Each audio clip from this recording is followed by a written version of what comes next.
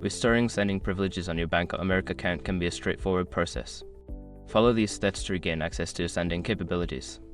Step 1. Log into your account. Visit the Bank of America website and log into your online banking account using your username and password.